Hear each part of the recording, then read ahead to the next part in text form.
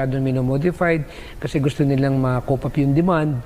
But in reality, nasa sacrifice yung originality nung pagkain na dapat na pinapasok natin sa ating katawan. Katulad ng cucumber.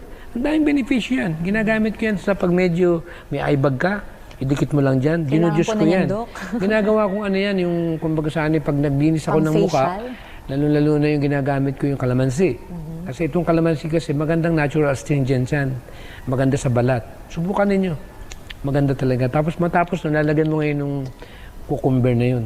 Yung pipino natin. Pag ininom mo naman yung juice nun, napakagandang magpa-regulate ng temperatura ng loob ng katawan. Normalize niya yung init ng loob ng katawan ng tao. Kaya makikita, lahat ng binabanggit natin, sunflower seeds, itong garlic, napakayaman naman natin dito, yung lettuce natin, avocado, alfalfa, and everything. Lahat pala ng gulay na binanggit ni Miss White ay mayaman sa amino acid, yung green stuff. Alam mo ba na napatunayan ko na ang green pala yung isa sa pinakamatindi na pagkukunan ng mga essential amino acid. Kaya yung kalabaw wala namang kinakain, damo lang bakit ang lakas ng katawan? Yung kambing, yung tupa. So ito yung bagay na sabi ko ngayon, lahat ng bagay ay may kasagutan. If there's a will, there is a way. Maliban na lang na ayaw mo. Pero ang tanong, ala ako nakita ang flesh food Kasi denatured For example, kumain ka ng flesh food. Anong pipigain mo ron?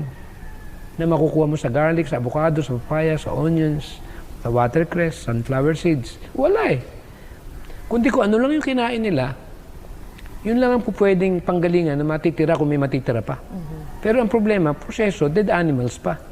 Siyempre, alam mo yung kalabaw, hindi naman nagpuproduce ng sarili nilang essential amino acid yan protein kumukuha lang din sila sa pagkain na kinakain nila. Bakit pa tayo dadaan dun sa padrino? Pwede naman tayong dumirekta. Ano pa yung makukuha mo? Yung mga pats na mga kung anong sakit ng hayop na kinain mo. Siyempre, yung adrenaline nila, pag pinatay sila. Alam mo naman ngayon, lalo na sa modern na malugar. Ito palang mga baka, nakapila. Isa-isa silang inuhulog dun sa kumukulong tubig. At bago pa lang sila ihulog dun, nininervyos na. Ganun pala katindi yung proseso niyan. Kaya doon pa lang, talo na tayo. Kaya kung akong tatanungin, pag pinag-usapan natin itong dalawang uri ng protina, doon na ako sa protina ng natural na ating diniscuss. Ayan, ang ganda Dok ng ating discussion ngayong hapong ito. No? Sa atin pong mga manonood, for sure, marami po kayong